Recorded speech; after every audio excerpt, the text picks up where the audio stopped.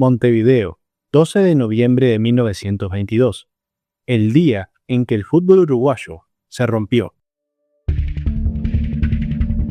Las tensiones internas entre los miembros de la Asociación Uruguaya de Fútbol habían llegado a un punto de no retorno, y la decisión estaba tomada. Peñarol y Central serían desafiliados de la AUF. 10 días después, Peñarol y otros clubes fundaron la Federación Uruguaya de Fútbol, que funcionaría en paralelo y sin reconocer a la otra asociación. Había iniciado el cisma. En la realidad del fútbol sudamericano de aquellos años, este tipo de quiebres institucionales no eran raros. Argentina, Brasil, Chile y Paraguay también estaban atravesando problemas similares, y la separación del fútbol uruguayo se vio influenciada por la región. Los conflictos dentro de la Asociación Uruguaya de Fútbol venían desde hacía años. Peñarol se había mostrado como el equipo rebelde que cuestionaba la forma de dirigirse de la AUF, que tenía en su mayoría de su directiva a gente vinculada estrechamente con Nacional. Además, Peñarol mantenía muy buenas relaciones con varios clubes argentinos como Racing, Independiente y River. Todos ellos, clubes que ya se encontraban por afuera de la AFA. Uno de los episodios que muestra el conflicto interno que se vivía en Uruguay fue el del Campeonato Sudamericano de 1922, disputado en septiembre. Peñarol amenazó a la AUF con no ceder a sus jugadores si Uruguay decidía participar del torneo, por la presencia de la selección argentina, ya que se enfrentarían a la asociación rival de sus aliados del otro lado del Río de la Plata. La protesta no prosperó y la AUF envió su selección al torneo, pero Peñarol cumplió su amenaza y no dio permiso a sus jugadores de disputarlo, dejando a la Celeste con un plantel diezmado. Ya con la grieta en la política interna más evidente que nunca, un mes después, Peñarol y Central desoyeron la prohibición de la AUF de jugar amistosos ante Racing e Independiente, al estar estos por fuera de la AFA. Ya no había más elección que la desafiliación. El cisma llegó a muchísimos más aspectos de la vida uruguaya que simplemente el fútbol. Casi no había otro tema de conversación en los cafés montevideanos, en los descansos del trabajo, en los colegios, en las mesas familiares, ni en los pasillos del gobierno nacional. Todos hablaban, todos opinaban, todos tomaban partido. O se estaba con Peñarol en la Federación, o se estaba con Nacional en la AUF. Algunos familiares dejaron de hablarse por estas discrepancias, incluso cuando se trataba simplemente de hinchas y no de dirigentes.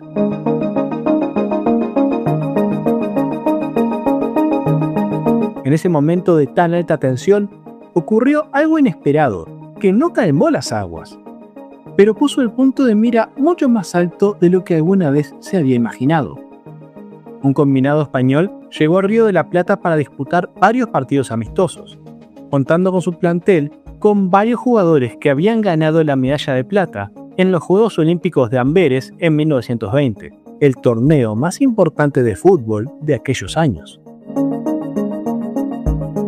Debido a la tecnología de la época, era imposible para el público sudamericano ver a los equipos europeos, por lo que esta se presentó como una oportunidad única para ver lo que desde la región se consideraba el mejor fútbol del mundo.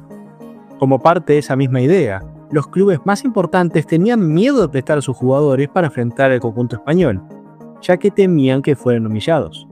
Finalmente, los españoles se enfrentaron a un equipo argentino conformado por jugadores sin renombre y que el público no conocía. La sorpresa fue mayúscula cuando el marcador final fue de 4-1 para el equipo argentino.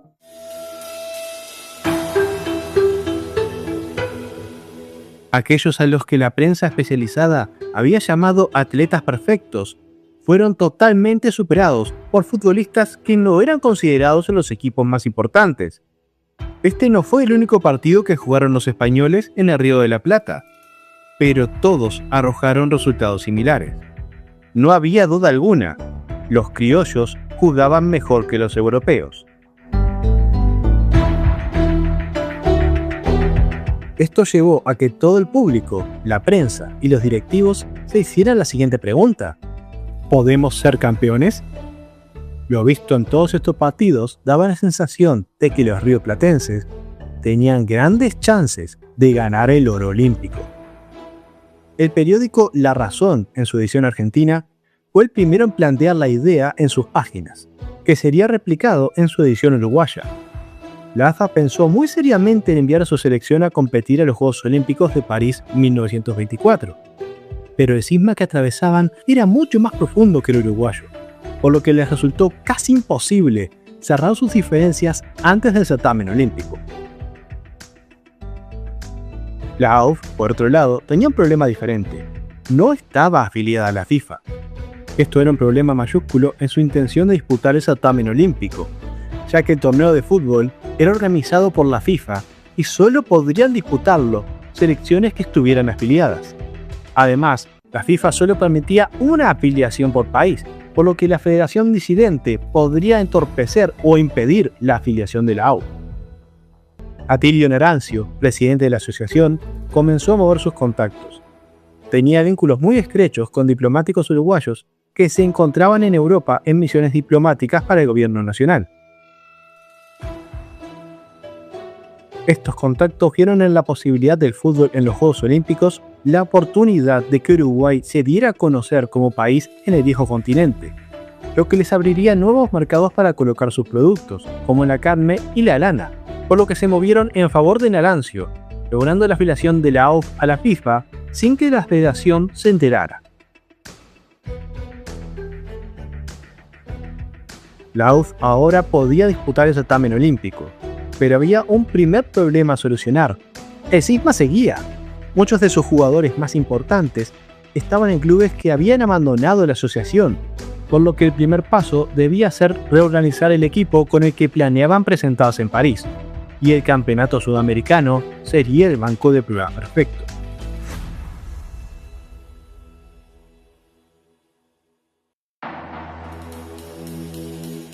En 1923, Uruguay fue sede del Campeonato Sudamericano de Selecciones, torneo precursor de la Copa América actual, que se disputó por completo en el Gran Parque Central, el Estadio de Nacional. Además de los dueños de casa, participaron Argentina, representada por la AFA, Brasil y Paraguay.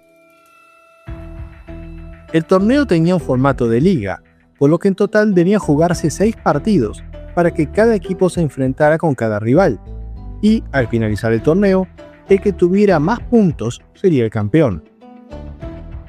En total, el campeonato sudamericano duró 35 días, empezando el 29 de octubre y terminando el 2 de diciembre. El motivo por el que un torneo con tan pocos partidos tuvo tal extensión se debe al carácter amateur de sus futbolistas. Los partidos se disputaban durante el fin de semana. Una vez terminados los encuentros, los futbolistas extranjeros volvían a sus respectivos países, ya que debía concurrir a sus trabajos. Este campeonato sirvió como banco de pruebas para la AUF, ya que debido al cisma que dividía el fútbol, muchos jugadores de primer nivel que eran titulares habituales en la celeste no estaban disponibles para el certamen. Una de las bajas más sensibles era la de José Piendivene, el primer gran ídolo de Peñarol.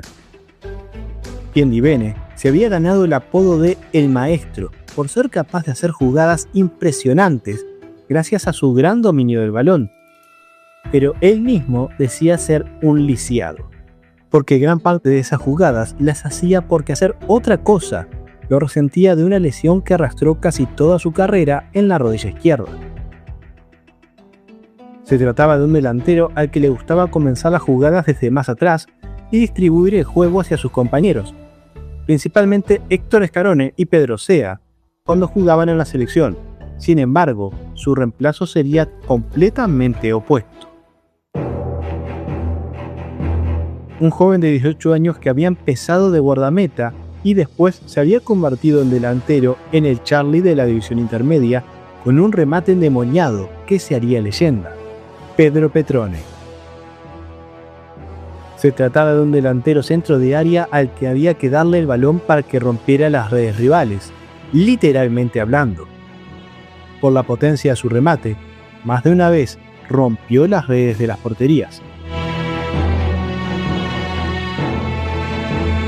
Scarone y Sea se convirtieron rápidamente en sus mejores socios de ataque en ese sentido. Además, Peroncho tenía una velocidad increíble para la época. Corría los 100 metros planos en 11 segundos. Pero si hubo un nombre que pasaría a la historia entre los debutantes, fue el de un joven de 23 años que jugaba de delantero en Bellavista, pero que por necesidades del equipo se convirtió en un zaguero formidable y en el capitán de capitanes de Uruguay, José Nasazzi.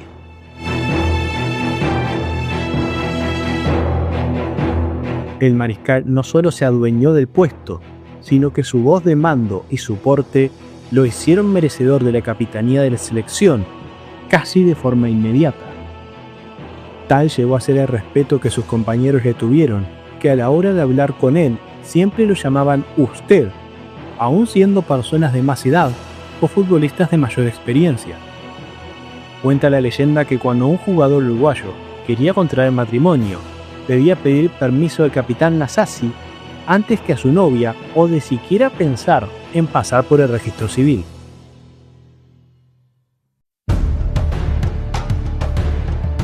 Desde que el campeonato sudamericano nació en 1916 hasta el día de hoy con la Copa América, Uruguay es la única selección en ganar todos los torneos que ha organizado, siendo sede en más de una ocasión, sin conocer jamás la derrota en casa.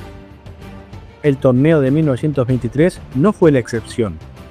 Uruguay terminaría siendo campeón sin mayores inconvenientes, venciendo a Paraguay por 2-0, a Brasil por 2-1 y a Argentina en la última fecha por 2-0.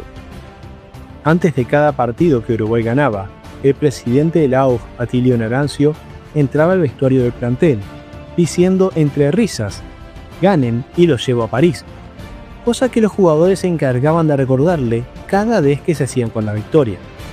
Para ese momento, la asociación ya había empezado los trámites para incorporarse a la FIFA, pero se avanzaba muy lentamente. En paralelo y como forma de medir fuerzas, la federación realizó partidos amistosos de su selección contra otros combinados nacionales el mismo día y a la misma hora que la selección de la AUF jugaba el campeonato sudamericano. Sus rivales fueron las asociaciones disidentes de Argentina, Paraguay y la selección de Chile. El campeonato sudamericano de 1923 fue el séptimo que se disputó y el cuarto que ganó la selección uruguaya. Pero para los intereses del equipo se había logrado algo más importante. Uruguay encontró la base del equipo que terminaría llevando a los Juegos Olímpicos. Narancio cumplió su promesa financiando el viaje a Europa, pero la inversión fue enorme para él.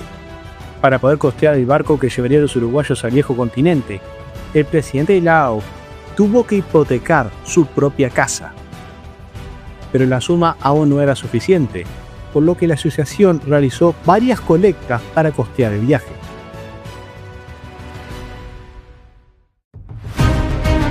El equipo que viajó a los Juegos Olímpicos era exactamente el mismo que había ganado el campeonato sudamericano. Sin embargo, hubo una adición que no formaba parte del plantel, pero que sería fundamental en muchos aspectos. Se trataba del kinesiólogo Ernesto Matucho Frigoli. El caso de Matucho fue muy particular, ya que él trabajaba en Peñarol, por lo cual institucionalmente era complicada su presencia en la delegación de la AUF. Pero tal era el cariño, el aprecio y la estima profesional que los futbolistas sentían por Frigoli, que finalmente se le dio permiso de ir. Además, dentro de las filas de la Federación Disidente, se creía que la selección de la AUF sería goleada en todos sus partidos, por lo que tampoco se esforzaron en impedir la presencia del kinesiólogo. El equipo uruguayo partió de Montevideo el 16 de marzo de 1924, siendo despedidos por poco más de 100 personas. Viajaron en un barco de vapor llamado el Desidare, elegido por ser el medio de transporte más económico que la AUF pudo costear. Tras una pequeña parada en Río de Janeiro, la embarcación comenzó su travesía a través del Atlántico, que tomó 21 días. El estar 3 semanas en viaje era un problema para el plantel, ya que al estar tanto tiempo sin entrenar, nos haría perder condición física para el torneo. La solución corrió por cuenta de Andrés Mazzali, el portero del equipo. Cuenta la leyenda que, cuando niño, Mazzali se probó como portero porque su familia no tenía dinero para costear zapatos para ser jugador de campo. Con el pasar del tiempo se adueñó de la portería de Nacional, pero no se destacó en un solo deporte. En 1922 fue campeón sudamericano en 400 metros valla y en 1923 ganó el Campeonato Nacional de Baloncesto con Olimpia. Dado su entrenamiento en atletismo, fue el encargado de mantener en condición física el plantel. Estos entrenamientos incluían la actividad favorita de los jugadores, la carrera de relevos. Estas carreras se disputaban en la cubierta del barco, por lo que los demás pasajeros también se volvieron protagonistas, al ofrecer premios a los equipos ganadores como jabones y perfumes. Los equipos para la carrera de relevos se armaban de acuerdo a la división por camarotes que había en el barco. El grupo que más veces solía ganar era el que dormía en el camarote 111, formado por Uriarte, Romano, Soma y Petrone. El entrenamiento no solo permitió a los deportistas mantenerse en condición física para la competencia durante el viaje, sino que también sirvió para que la convivencia en el barco fuera mucho más amena, tanto para los jugadores como para el resto de los pasajeros, quienes siempre recordaron con cariño a esos jóvenes entusiastas que no paraban de correr. El Desidare llegó a Vigo el 7 de abril. Finalmente, la selección había llegado a España, su primera parada, pero se encontraban con un nuevo problema.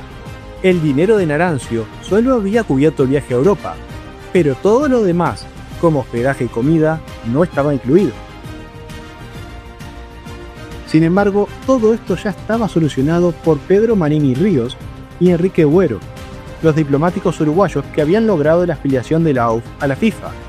Se habían pactado una serie de partidos amistosos por España, que servirían tanto para recaudar fondos como para mantener en condición futbolística a los jugadores. Estos amistosos dejarían una profunda huella en el fútbol europeo, que empezaría a escuchar de una ráfaga olímpica llegada del sur.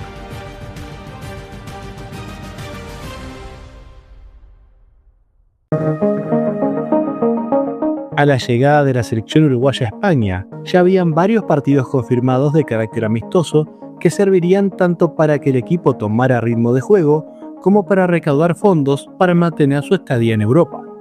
Gracias a los diplomáticos uruguayos en el viejo continente, la noticia de la participación uruguaya en el torneo olímpico había llegado a España, donde varios clubes se mostraron interesados en enfrentarse con los sudamericanos, ya que las derrotas sufridas por sus representantes en el Río de la Plata 2 años antes habían despertado su interés por ver cómo jugaban del otro lado del Atlántico. La Celeste jugó 2 partidos contra el Celta de Vigo, imponiéndose por 3-0 y 4-1. Luego fueron a Bilbao, donde se enfrentaron al Athletic en otros 2 encuentros, que también ganaron los sudamericanos por 2-1 y 2-0 respectivamente. Más tarde, también vencieron a la Real Sociedad por 2-0. Su siguiente rival fue el Deportivo La Coruña, en 2 encuentros que también fueron triunfos por 3-2 y 2-1. Sus últimos rivales fueron Atlético de Madrid y Racing, venciéndolos también por 4-2 y 3-1 respectivamente. De todos los jugadores que deslumbraron al público español, hubo uno que generó algo distinto. No era el que hacía goles ni el que definía los partidos, pero cada vez que tocaba la pelota pasaba algo. Su nombre era José Leandro Andrade. En Europa no tardaron en bautizarlo como la Maravilla Negra. Jugaba de half derecho, lo que hoy en día sería mediocampista por derecha, desde donde recuperaba balones, ordenaba el juego y distribuía con una calidad poco común para la época. En esos 9 partidos, la selección uruguaya recaudó un total de 140.000 pesetas, que fueron fundamentales para costear su estadía en España antes de partir a Francia, pero también tuvo otra consecuencia. El estilo de juego uruguayo se basaba en pases cortos a lo ancho de la cancha y avanzar con la mayor cantidad de atacantes posibles hacia el área rival. Este estilo de juego uruguayo hizo que los españoles no pudieran hacerle frente. todos los medios españoles se deshicieron en elogios por el combinado oriental, al que comenzaron a apodar la Ráfaga Olímpica. Una vez cumplida la gira por España, la delegación uruguaya puso rumbo a Colombes, ciudad donde se llevaría a cabo el torneo de fútbol de los Juegos Olímpicos, que se disputaría entre el 25 de mayo y el 9 de junio, reuniendo un total de 22 equipos participantes de todas las confederaciones. Debido a la popularidad del fútbol, su torneo se tuvo que disputar un mes antes de la ceremonia inaugural de los Juegos Olímpicos para evitar que opacaran el resto de las disciplinas. Sin embargo, al llegar a la Villa Olímpica, los uruguayos descubrieron que esta no era apropiada para que los jugadores pudieran descansar en condiciones, por lo que debieron buscar una solución. Por aquellos años, era muy común que las familias más adineradas de Uruguay viajaran a Europa en vacaciones que duraban varios meses. Cuando la noticia de la presencia de la selección en Francia se esparció, varias de estas familias se dirigieron a Colombes para colaborar con lo que pudieran con el equipo.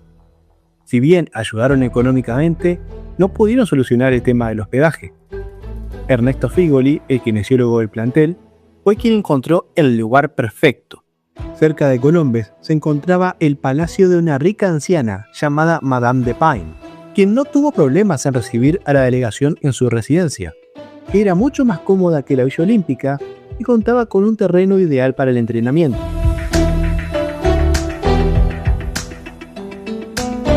Madame de Pine se vio encantada por la presencia de los uruguayos en su palacio, ya que sentía que le daban ese toque de vida juvenil que su hogar había perdido hacía tiempo. A su vez, los jugadores también se encariñaron mucho con la señora, a la que le cocinaron asados y le enseñaron a bailar el tango. Para los futbolistas, Madame de Pine se convirtió en su madrina francesa, comenzando una entrañable relación con la anciana. Figoli no solo cumplía la función de kinesiólogo dentro de la delegación. Entre sus tareas se encontraba ser el masajista, peluquero, barbero, cocinero, confidente y encargado de los mandados diarios que ocupaban a la selección. Un auténtico hombre orquesta que terminaría quedando en la historia de fútbol de una forma que ninguno de los uruguayos imaginó. Por aquellos años, la figura del director técnico era algo que aún no se había implementado en Uruguay, pero sí en Europa. El encargado de los entrenamientos era el portero Masali, y quien decidía quiénes jugaban era el capitán Nasasi, pero ninguno de ellos podía figurar como entrenador a ser jugadores activos. Finalmente, Figoli aceptó figurar como entrenador del combinado uruguayo. Los jugadores asumieron como cábala decirle a Matucho antes de cada partido: "Hoy vas a llorar", con una gran sonrisa. Esto se debía a que Figoli era muy emocional y siempre que Uruguay ganaba, terminaba llorando. Todo estaba pronto para el certamen olímpico, el mayor desafío del joven fútbol uruguayo, donde no había margen de error.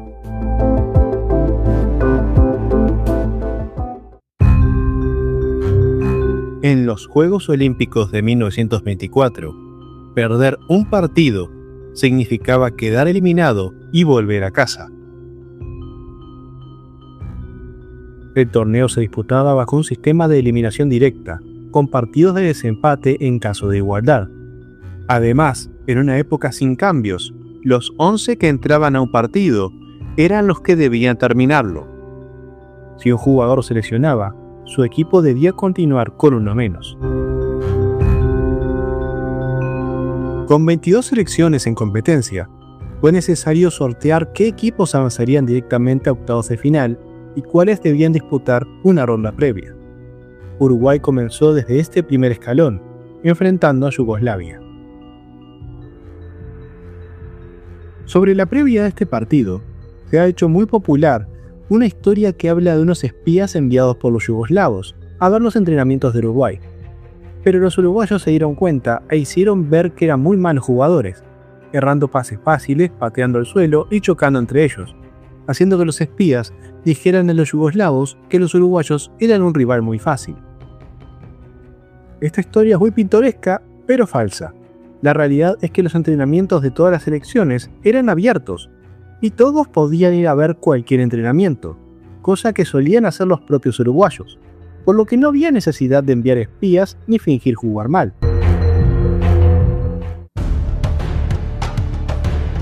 El enfrentamiento entre uruguayos y yugoslavos se disputó el lunes 26 de mayo a las 16 horas en el Estadio de Colombes ante apenas 3.000 personas, siendo el partido con menor cantidad de público en el torneo.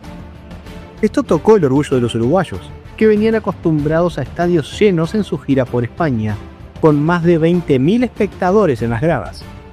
A su vez, cuando se izaron las banderas de ambos países antes del partido, la bandera uruguaya estaba puesta al revés. Ya van a aprender a ponerla bien, se decían los jugadores entre ellos. Ese día no se entonaron los himnos nacionales de ninguno de los dos equipos, ya que la orquesta que se encargaría de interpretarlos jamás recibió las partituras y ninguno de los músicos había tocado antes esos himnos. Cuando comenzó el partido, Uruguay demostró por qué había dejado impactada a la prensa española. Los nervios del debut se esfumaron rápidamente al ver que el equipo europeo no podía hacerse con el control del balón.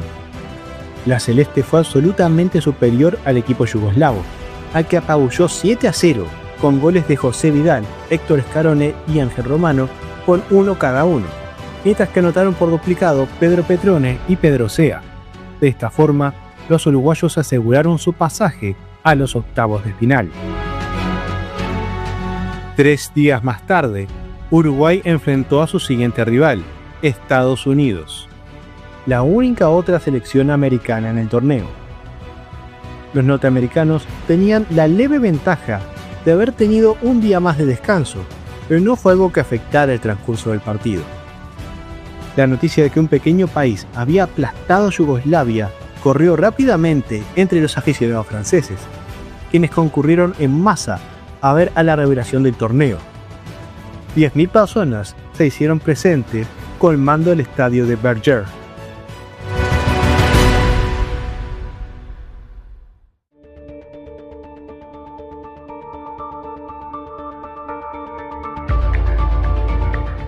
Los uruguayos quisieron ganarse al público local desde el primer momento. José Nasazzi, capitán del equipo, lideró la fila de entrada al campo llevando la bandera francesa, mientras era escoltado por Pedro Petrone, que llevaba a la uruguaya. Este gesto fue muy apreciado, tanto por el público como por la prensa francesa allí presente. El equipo estadounidense se plantó en cancha como un equipo mucho más físico que el uruguayo, siendo más altos, más fuertes y más rápidos, pero no tenían la técnica ni el control del balón que sí tenían los sudamericanos, y esto fue clave en el desarrollo del partido. Mientras los norteamericanos intentaban que el encuentro fuera un choque físico, los uruguayos hacían gala de sus habilidades. Ellos veían el bulto y atacaban como toros. Nosotros los esquivábamos como toreros, recordaría años más tarde Héctor Scarone. La celeste liquidó el partido en el primer tiempo con 2 goles de Petrone y otro de Scarone, por lo que el segundo tiempo se dedicaron a administrar fuerzas aprovechando su ventaja de 3-0, pensando más en el siguiente partido que en el que se estaba jugando, ya que los norteamericanos no pudieron inquietar la portería de Masale. El rival de los cuartos de final fue el dueño de casa, Francia. El choque entre los locales y la revelación del torneo atrajo a 31.000 espectadores al estadio de Colombes, muchos de ellos con sentimientos encontrados, ya que los celestes se habían ganado el aprecio del público.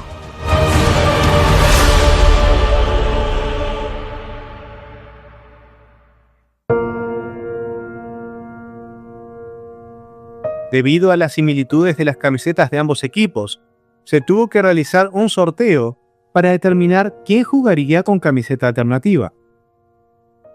Ante esta situación, Nasazzi dijo que si Uruguay debía cambiar de camiseta, usaría la de Argentina. Este gesto fue una forma de agradecer la solidaridad del país vecino, tras un trágico episodio ocurrido 5 años antes en el Campeonato Sudamericano de 1919. En el transcurso del torneo, el portero uruguayo Roberto Cherry falleció después de que se le estrangulara una hernia en un partido, luego de haber estado varios días en el hospital. Una vez terminada la competencia, Argentina invitó a Brasil a jugar un partido amistoso para recaudar fondos para la familia del fallecido, propuesta que Brasil aceptó. Los argentinos jugaron este partido con la camiseta celeste de Uruguay y los brasileños con la aurinegra de Peñarol, el equipo donde atajaba Cherry.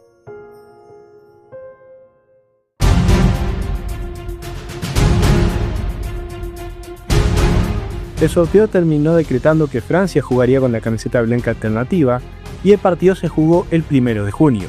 Uruguay nuevamente comenzó ganando con un gol tempranero de Scarone, pero ese día el libreto comenzó a cambiar.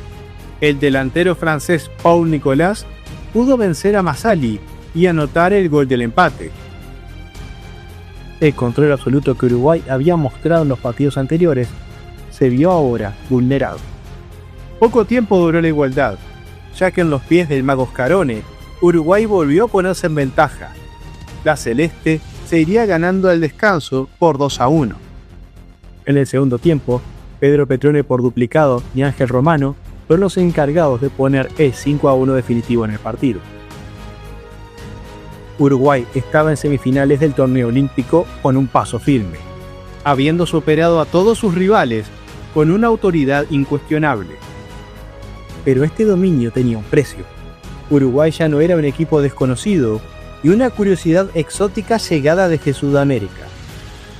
Era el centro de atención del torneo, el equipo al que todos querían ver, pero también el rival a vencer. Y en semifinales, por primera vez, iba a enfrentar a un equipo capaz de frenar lo que parecía imparable.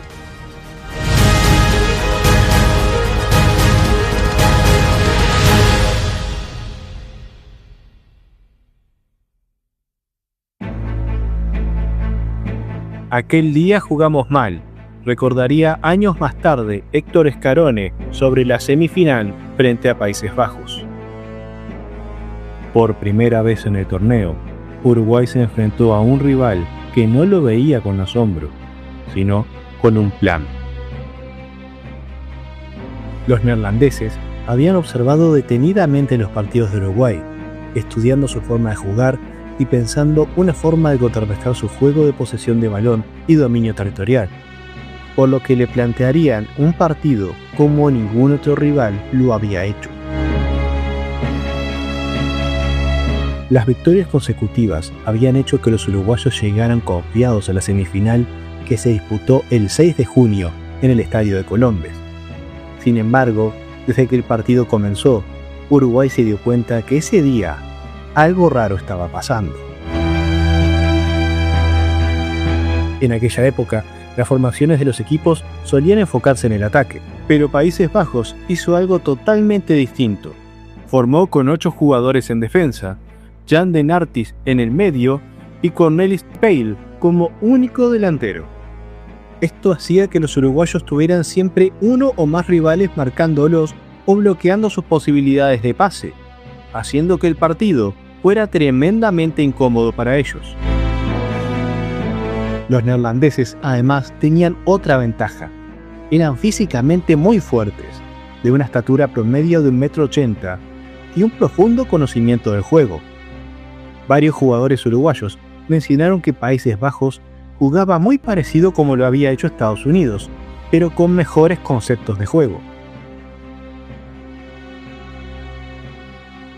Además, el portero Van der Meulen tenía un amuleto de la suerte, un pequeño conejo de trapo que siempre ponía dentro de su portería. Hasta ese momento le había funcionado muy bien, y en el primer tiempo le funcionó de maravilla.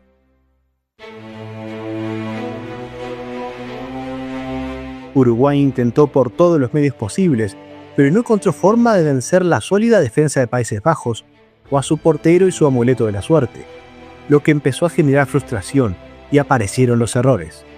Petrone demoró un segundo más en un remate, lo que permitió al defensor Van Lijck robarle la pelota y pasárselo rápidamente a De Martis.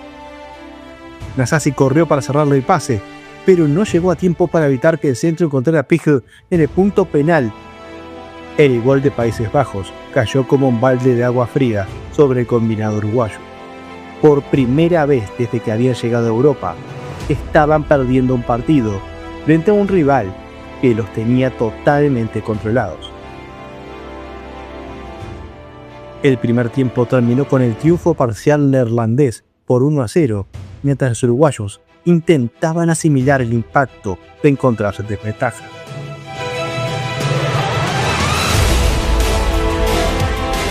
En el segundo tiempo, Uruguay salió totalmente decidido a asediar a su rival.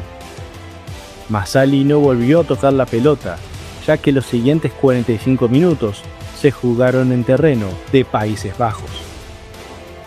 La defensa neerlandesa aguantaba los ataques uno tras otro, casi sin poder respirar.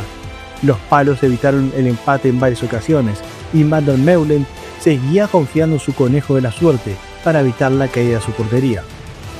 Ese conejo se volvió una obsesión para Petrone, que en un momento de furia tras fallar una chance de gol, lo pateó con fuerza. Van der Meulen, con la paciencia de quien siente que domina la situación, caminó lentamente hacia su amuleto y lo volvió a poner en su lugar.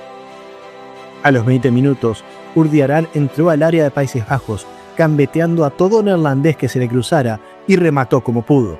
El arquero tapó el remate, pero dio un rebote fundamental que encontró a Pedro Sea para rematar con la portería vacía y marcar el 1-1. Había nacido la leyenda del empatador olímpico.